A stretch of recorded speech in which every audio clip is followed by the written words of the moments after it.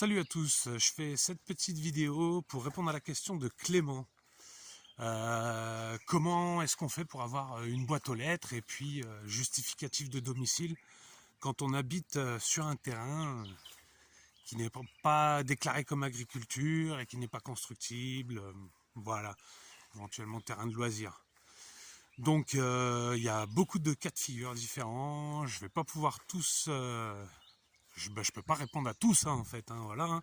Donc je vais me concentrer sur mon cas. Je vais expliquer comment j'ai fait pour avoir boîte aux lettres et justificatif de domicile.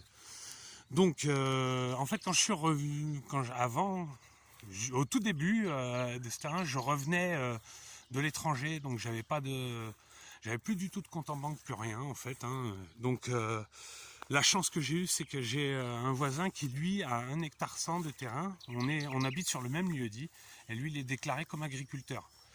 Donc, après avoir discuté avec lui, tout simplement, il m'a déclaré, il m'a fait un justifié, attestation d'hébergement, quoi, voilà.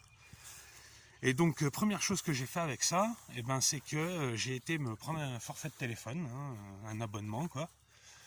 Dès que j'ai eu cet abonnement, quelques temps après, j'ai été dans l'espace perso et j'ai changé l'adresse de facturation. J'ai mis tout simplement mon nom et l'adresse du lieu-dit. Et j'ai enregistré comme ça mes factures d'après. Et elles étaient adressées à mon nom et au lieu-dit, à mon nom propre et au lieu-dit. Une fois que j'ai fait ça, oui, l'avis d'imposition aussi en fait. Donc vu que je revenais de l'étranger, je ne recevais pas de la feuille d'impôt, la déclaration d'impôt. Donc j'ai été la chercher moi-même en fait. Je l'ai remplie avec mon nom et puis l'adresse du lieu où je vis, hein, du lieu dit où je vis.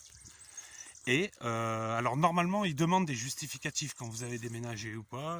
Voilà, moi en fait j'ai juste renvoyé la feuille, mais comme ça, sans justificatif. Et quelques temps après, j'ai reçu l'avis d'imposition à mon nom et à l'adresse de là où j'étais. Et donc cet avis d'imposition, ça c'est un justificatif de domicile. En général, on demande, ils disent ouais, facture d'EDF, d'électricité, etc.